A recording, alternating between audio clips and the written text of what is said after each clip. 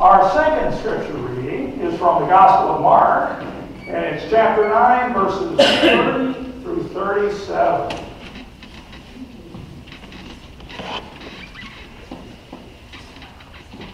They left that place and passed through Galilee. Jesus did not want anyone to know where they were because he was teaching his disciples. He said to them, "The Son of Man is going to be delivered into the hands of men. They will kill him, and after 3 days he will rise." But they did not understand what he meant and were afraid to ask him about it. They came to Capernaum. When he was in the house, he asked them, "What were you arguing about on the road?" But they kept quiet, because on the way they had argued about who was the greatest. Sitting down, Jesus called the 12 and said, "Anyone who wants to be first must be the very last, and the servant of all." He took a little child, whom he placed among them. Taking the child in his arms, he said to them, "Whoever welcomes one of these little children in my name welcomes me, and whoever welcomes me does not welcome me, but the one who sent me." This, my friends, is the word of the Lord.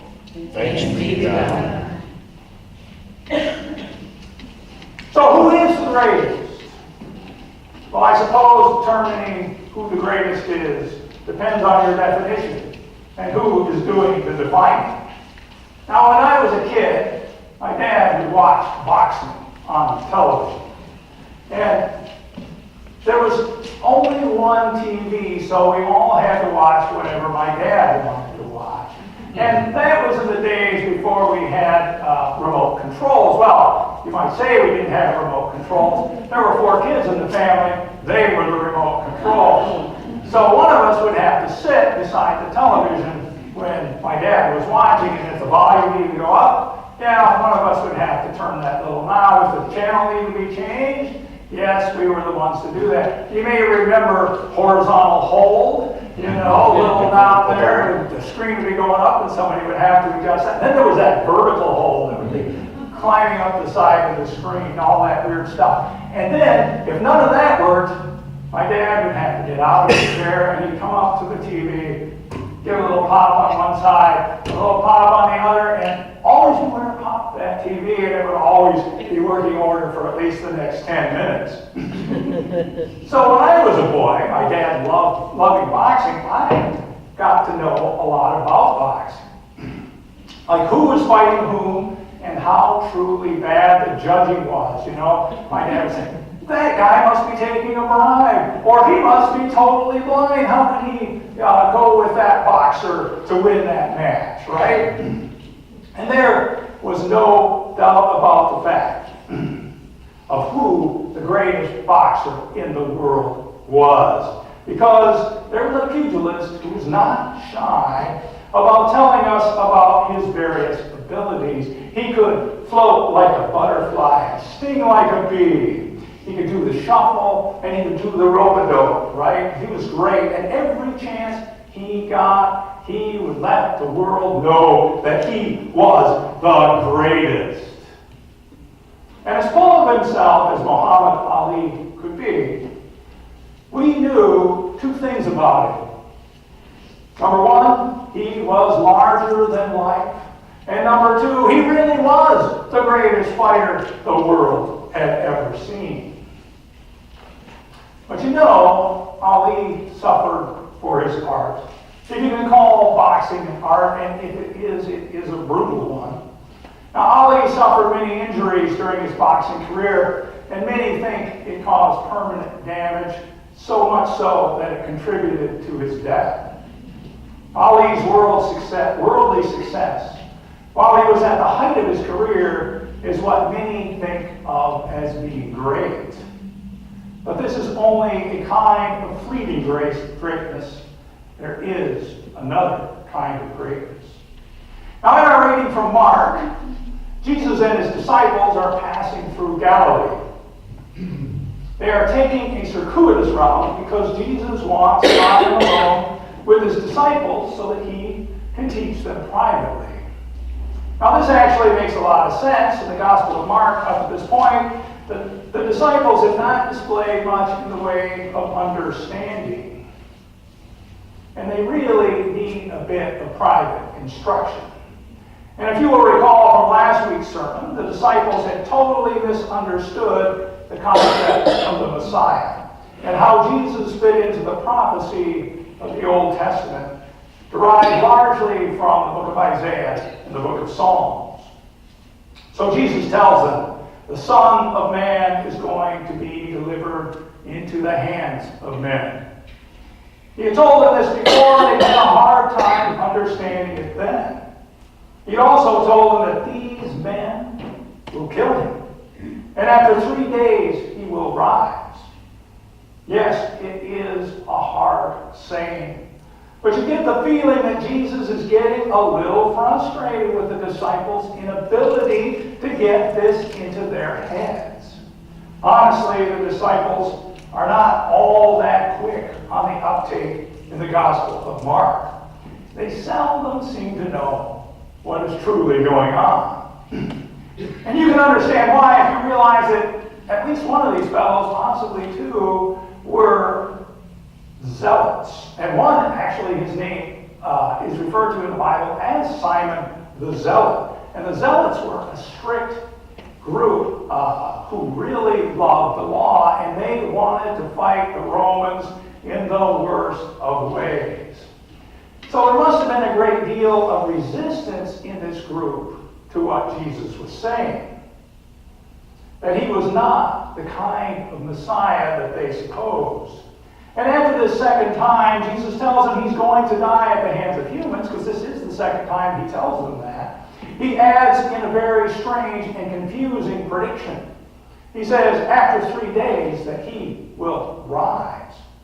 And this rising thing is something that's totally foreign to the disciples. They really don't understand it, and since they don't know what to make of it, they don't make anything of it. The gospel tells us, but they did not understand what he meant, and they were afraid to ask him about it. So they start to make assumptions on their own. They start muttering to themselves on the road, and I can just see them letting Jesus move on ahead while they all hang back.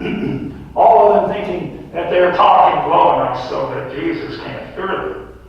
So finally, they come to Capernaum. And you can just feel the tension between Jesus and the disciples. They're all walking around with their lips pursed and occasionally looking askance at Jesus. Wanting Jesus to understand that there is a problem, but at the same time wanting to come out and say so. Now, Capernaum, as you might know, is situated on the north shore of the Sea of Galilee. And all of us from Michigan know about the map of Michigan. Well, this could represent the Sea of Galilee. And this is the Sea of Galilee, and this is the Jordan River. This is where Capernaum is at. So that might help a little bit in geography. Well, this was the base of operation for Jesus through most of his ministry, especially when he was not going down to Jerusalem. And we may assume that Jesus and his disciples stayed in the house of Andrew and Peter. And because he'd done this on many previous occasions, but we really don't know at that time what house he was in. So the tension is thick in the air. And finally, Jesus asks the question that's just been hanging there. What were you arguing about on the road? But the response to this is, as you might expect, total silence. Because the apostles, what they were arguing about, did not do them credit. And might even be construed as losing faith in Jesus. What they had been arguing about among themselves on that journey was who among them was the greatest. Now this doesn't look good on them, does it? First, because it shows them to be vain and self-interested individuals that we all know that we as humans can be. We all want others to think highly of us, and this is a fundamental need of the human psyche. Second, by ranking themselves, it shows that they were trying to advance themselves in that apostolic hierarchical structure that they had kind of built around themselves. And if they are still thinking of themselves as members of this messianic team there to fulfill this destiny to overthrow Rome and to build a Jewish empire, then they want to be high up on the chain of command as they can be so that they can benefit from it personally. But what if it means something else? The way Jesus is talking, he seems bent on destruction. He's talking about being turned over to human powers and being killed. If that is the case, then someone must take control of the Jesus movement when he's gone. Who should that be? In essence, they're talking about Jesus as if he already is gone. And though his successor might not be so charismatic, might not be the actual Messiah, this greatest apostle would have significant personal and political power. Now, being the greatest for the apostles is looking more and more like the worldly definition of being great. It involves political power that can be translated into earthly wealth.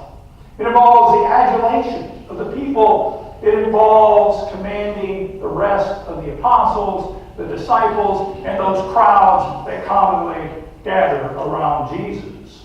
It appears to be a status and power thing. Although the apostles declined to say what they have been talking about on the road, guess what? Jesus knows what they've been talking about. Perhaps he heard snatches as they walked along that dusty road. Or perhaps it is his prescient understanding of human nature. Or maybe he just understands it because of his godly power. So Jesus calls the 12 together in one room, and then he sits and tells them, anyone who wants to be first must be the very last and the servant of all. Now this must have floored the apostles because they can suddenly see that Jesus knows exactly what they have been talking about. Who was first among them? They've been found out by the Master. This comment must confuse them because it completely turns all of their perceptions on their heads. They find out what it means to be the greatest is not what they thought it meant. It is not a matter of power. It is a matter of how we act toward our fellow humans. It means that the more we work to help one another, the greater we are. The better servants we are to one another, the greater we are in the eyes of God.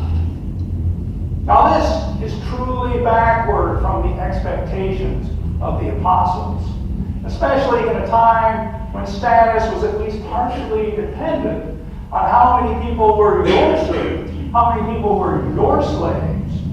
And to punctuate this point, Jesus shows them a child, and he says to them, whoever welcomes one of these little children in my name welcomes me, and whoever welcomes me does not welcome me, but the one who sent me. Now we must remember that in that day and age, children were not very highly considered in general.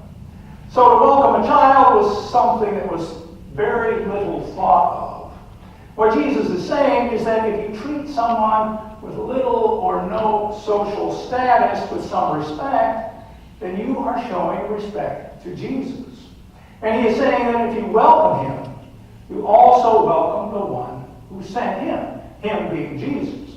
Now this means that just as Jesus is a direct connection to God, by extension, to welcome the most disadvantaged person is also to welcome God in your life. Now this connection between the least among us with God is one of the things that makes the last first and the first last. As Jesus says, we must become servants to one another. We must become servants of all. And this includes becoming better at what we do. Now remember Muhammad Ali, one of the greatest boxers of all time. He had a natural talent, but to become a great boxer, he had to train, right? He had to engage others. He had to work hard. For us to become great servants, we must practice being great servants, doing our best to help others when the opportunity arises. We must read God's Word to give us direction. In the last few days, I've come to the conclusion that it's also fundamental to becoming a good servant that we let ourselves be vulnerable. As difficult as it is to do, and let me tell you, it will wrench your hearts. We will become greater servants by exposing our feelings to the human condition, opening our hearts to those who suffer in this world, because it is those who suffer who are closest to God. When we care for the suffering, we get just a little closer to the divine. And as you might guess, I have left the answer to the question, who is the greatest, until the end of the sermon. Well, I know it'll be no surprise to you to find out that it's not me. It's not you. It is rather the one who actually is the suffering servant, who laid down his life so that we all might live. The one who suffered and died on the cross, taking on our manifold sins, so that we might be forgiven. Yes, the greatest of all is the servant of all, our Lord Jesus Christ. Please bow your heads and pray with me. Eternal God, in our hearts we want to be your servant. It can be a struggle to overcome our egos so that we accept not only the disadvantaged, but also those who work to help others in ways that are different from our own. Lord, fill our hearts with the strength of your Spirit. Fill our souls with a desire for you. And fill our minds with fresh ideas so that we might better work to bring your kingdom into the world. Amen.